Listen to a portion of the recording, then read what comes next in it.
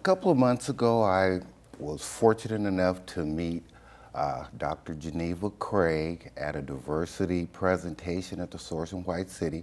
I was so impressed by her story that I thought it would be nice for her to be with us and talk to us about it. And she's here with us today. Welcome to the show, Dr. Craig. Thank you, Andy. Thank you for inviting me. Okay, I was intrigued by some of the things that you were telling us about your life and how you managed to get where you got and some of the things you had to endure to get there. And you did get there.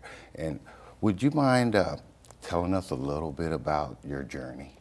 Well, I'll tell you, it's been a whirlwind of a journey. And I must say that I am very thankful for the experiences I've had in my life. My life started out, Andy, in Selma, Alabama. You probably have heard about Selma, Alabama. Right. If you've heard anything about the civil rights movement and what spearheaded some of the important legislation, for instance, the Voters' Rights Act, well, think back to Selma, Alabama. Think back to Bloody Sunday. Think back to the Freedom Riders. Think back to the days of Dr. Martin Luther King. In Selma, Alabama, when I came up, the first thing I remember was happiness and joy because I knew I was loved by my family. I had no doubt in my mind, my heart, my soul. You know, I'm loved. My mother loved me, my father, my grandmother, aunts, uncles, you know, very content as a young child. As I grew older and more aware of the world, and I think that usually happens when we're around, 8, 9, we're starting to look outside of our family and notice other things.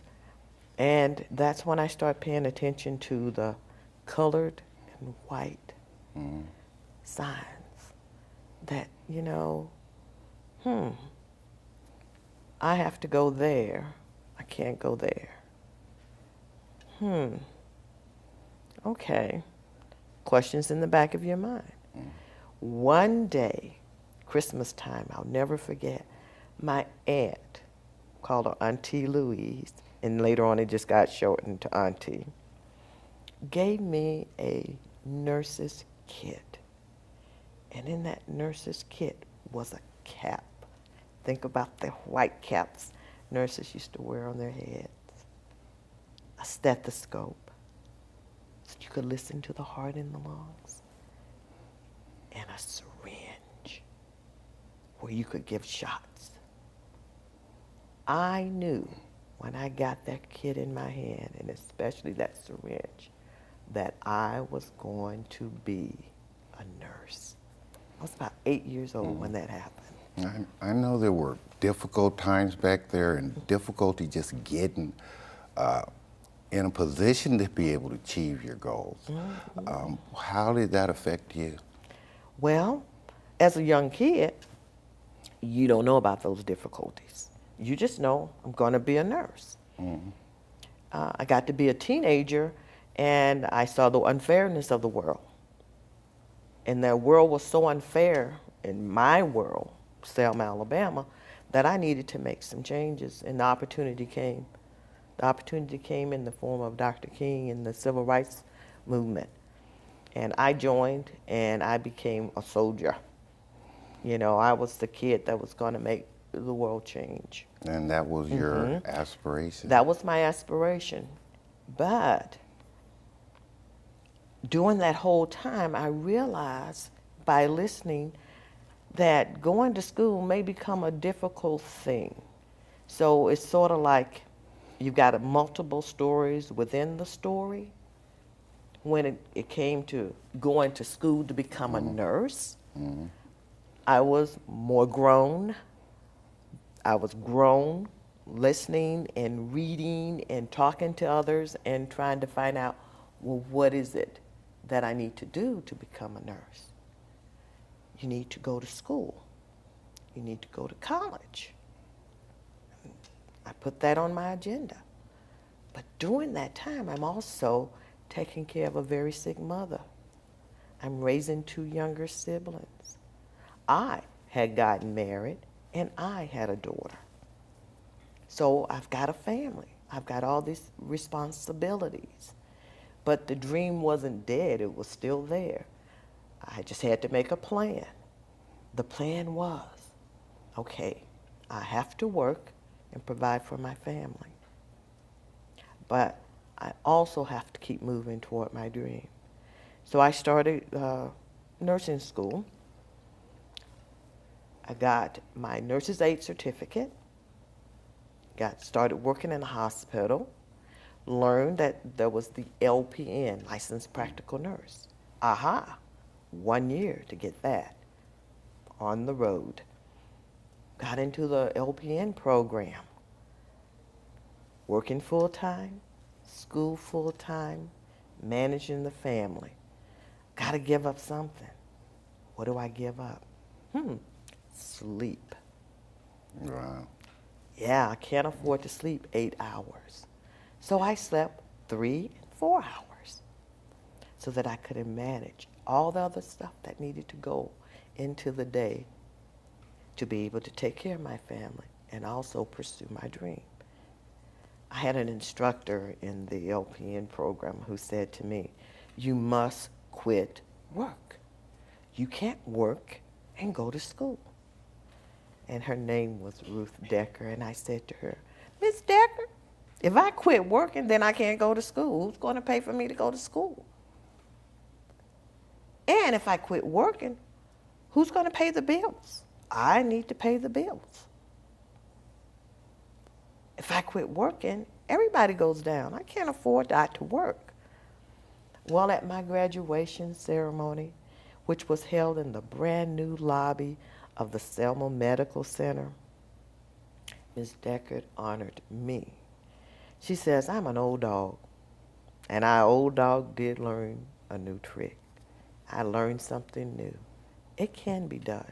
You demonstrated. Yeah, it took a lot of determination and perseverance to do that. Mm-hmm. How did you manage to keep going? Well, never stop to think about what it is that I have upon these shoulders. I just kept that dream in front of me. Had my licensed practical nurse, and by the way, I made, there were 2 of us that made very, very high scores on our state board exam. One was in my class, her name was Sandra, and myself. And our instructors were very proud. They said, hey, we made, in the state of Alabama, we were in the top. We were the top 2. So that was good news for us. Now, I'm working as an LPN. I've still got my family, but I got more money coming in. The dream is to become a real nurse, and that is the RN, registered nurse. That's my dream. But now I'm very much aware that my social role says you're black. Surprise. And because you're black, the expectation is not that you strive to be a real nurse. I knew that I had to continue my education, but I had to be quiet about it. So I started going to the junior college, which had changed its name from, the William Rufus King State Technical Institute. It became George C. Wallace State Junior College. I would go in the mornings, usually after working all evening and night. I would take a course in the morning, sometimes 2. Run home, do what I needed to do, take a kid to school or bring them home from school or prepare the meals, something. get a couple of hours of sleep before going back to work. One day, the director of nurses found out that I was taking classes at the local junior college, and she wasn't very happy. And she came to me, pulled me into an empty patient's room, and she looked at me and she said, "Who do you think you are? And what is it you're trying to do? I hear that you're at the college. What is it you're trying to do? Do you want to work, or do you want to go to school? And I know you need to work." See, Andy, that should give you an idea of the challenges I faced in trying to attain my dream.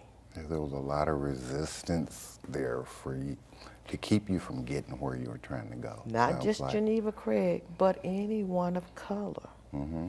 You had a slotted role, a place. Stay in your place is the message that I got. It was not where my dream was headed. Yeah. So, took a deep breath, praying the whole time, "Lord, please, please, let the right words pass through my lips." I looked up at her. She was much taller. And I called her name. And I said, "I want to be like you. You have helped me so much. You helped me to get into the LPN program. Thank you. You helped me by allowing me to work every weekend. You've helped me by allowing me to work extra hours. You've helped me so much. I want to be like you. But I'm having a very difficult time. I'm taking this course and I failed. Taking it again and I'm failing. I don't know how you did it, but I'm having a very difficult time." And when she heard me say this, she looked at me and she goes, oh, such a hard time." She put her hands around me on my shoulder and she patted me. And she said to me, she said, "Geneva, well, it's okay. You can go to school and you work at it. You work at it. And Geneva, if you continue to fail, just remember that not everyone can be like me." Wow. Wow. You know what I was saying? Thank you, Lord. Thank you, thank you, thank you. Because, Andy, I got permission. That permission meant I didn't have to sneak to go to school. And if you read back in the history of the minorities, the blacks in this country, it was against the law for many of them, well, most all, to learn how to read and to write. It was against the law. They weren't allowed to read and write. So getting her permission to be able to go to school, pursue my dream, oh, I was a happy child that day, a happy child. And that began an outward, no hiding, no sneaking, going to the junior college, taking my courses, and those were all the prereqs for me to get into a real nursing school. Now, in order to do, we didn't have the RN program right there in Selma, Alabama. I was looking at going up to Montgomery to a school called Troy State to get my associate's degree. But working with the nurses in the critical care, because I worked at Selma Medical Center in the ICCU department as an LPN, and I had the support of the nurses. The difference with most of the nurses there is in Selma was this Air Force base called Craig Air Force Base. And a lot of the nurses traveled through our hospital by way of Craig Air Force Base. They would move there with their spouses. These nurses were more open. They were from all over the United States. Many had lived out of the country in Japan, Germany, other countries, wherever our armed forces are. And so they were more open, and they would say to me, Geneva, you're so smart. You need to be an RN. My goodness, you're teaching us things. Because I read a lot, I studied a lot. The doctors at the hospital, there were several doctors, I'll never forget Dr. Cox, who would encourage me, who would teach me signs and symptoms. Geneva, these are the things I want you to look out for with this patient. He always wanted me assigned to his patients.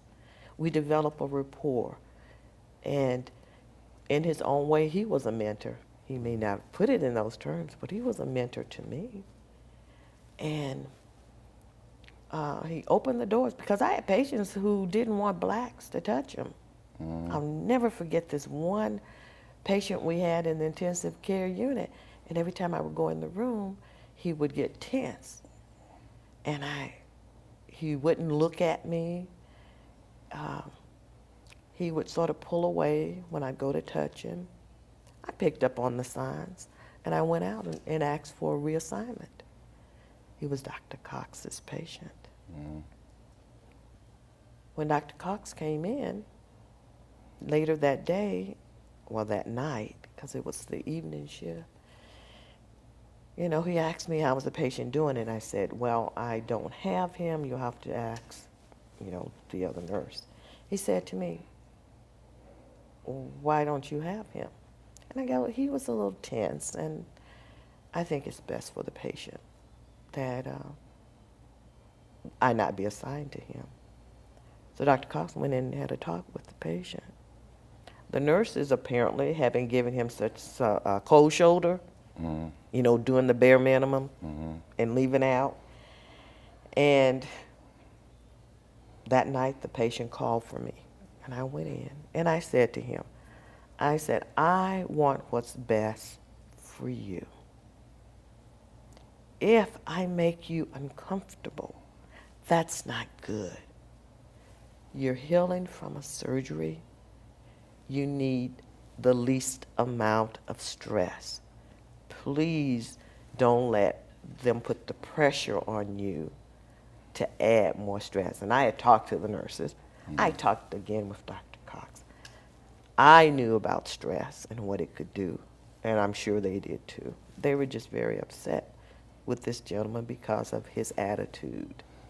There was like support for you. It was definitely they support. were doing that. Definitely support for me, but my main concern was the patient. Right.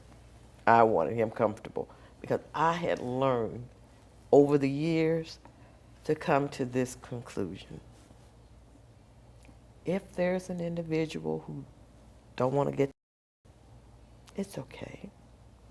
If there's an individual who don't want me to touch them, it's okay. Whatever they desire, it's okay in their world.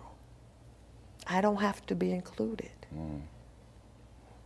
But if it's a service that I can provide, it's not my loss, it's their loss.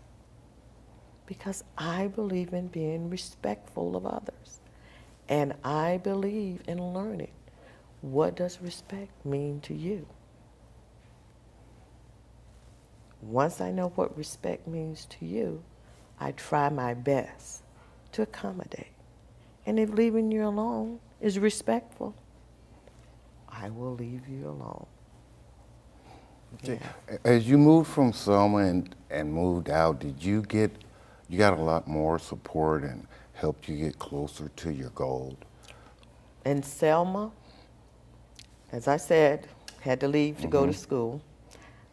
That's another story in itself about the support that had been offered, but that was withdrawn because I wasn't going to drive 50 miles one way to go to school and come back to work.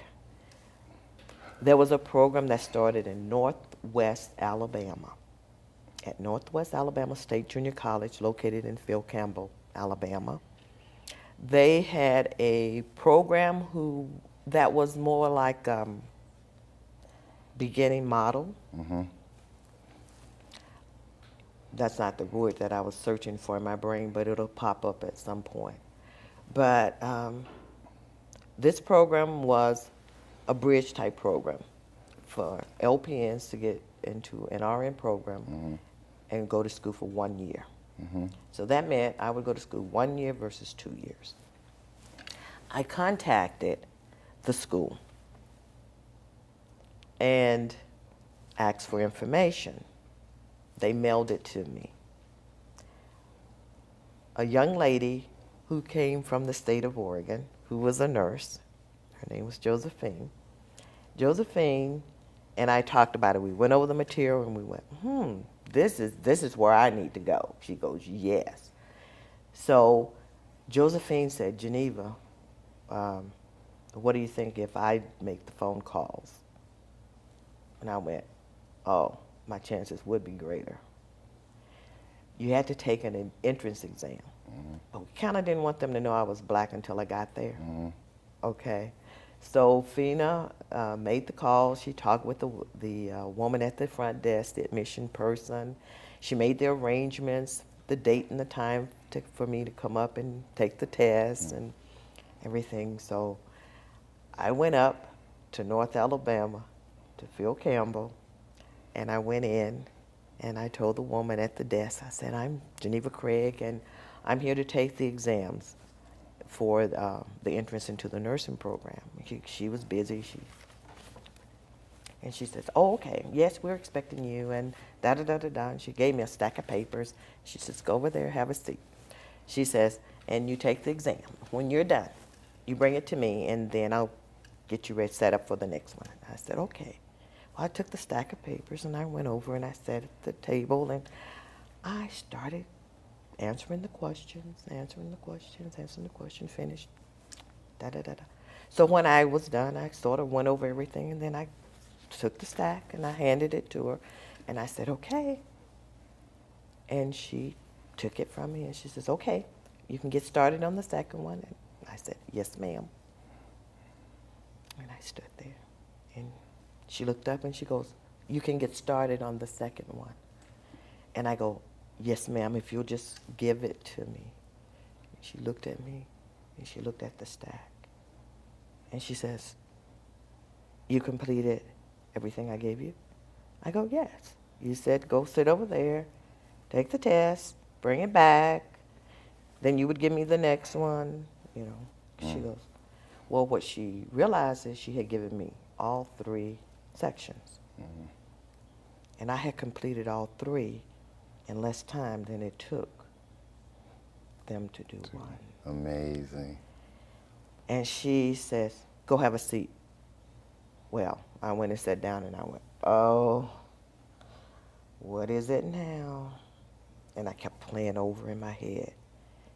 I followed her instructions. I know I did everything just right.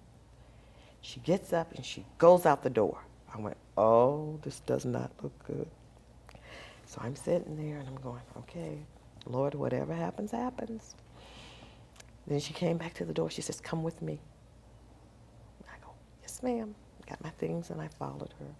And I went into the room and that's where I met Norma, who was the head of the nursing program. And she said to me, I just want to meet the person who completed all of these exams in less time than any of our applicants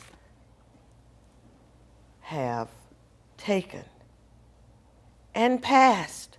Right. And I looked at her and I said, well, I'm still on the defensive. She gave them to me and she said, take these. She goes, oh, no, no, no, no. She recognized that I was a bit nervous and I was explaining. I followed instructions. Mm-hmm. She goes, no, no, it's no problem. No problem here. She said, Geneva, I want you to know that you're the caliber of person that we're looking for this program.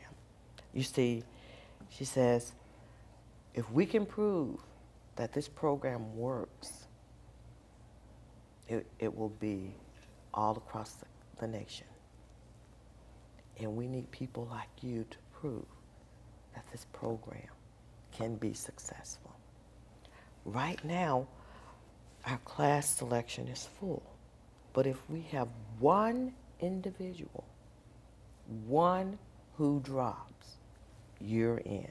So go home and get ready. Mm.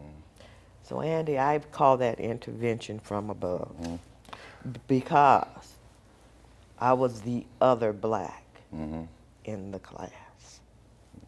We've only got like 3 minutes left. Oh. Could you kind of let us know how you got to the Valley? What brought you to the Rogue Valley? That individual, Josephine Runavera, who told me about Oregon because she was from here. She said, if you can make it in Alabama, you can make it in Oregon. And I know you want to leave. So Geneva, think about moving to Oregon. That planted the seed. I didn't come to Oregon right away. I spent about 30 years up in Alaska first. But I knew that this would be where I would retire. It's great to have you here. I'm honored that you're here talking to us. I wish I could hear a lot more of your story. Maybe we'll get a chance to do that in the future. I hope so, Okay, Andy. well, thank you for being here with us today. Thank you.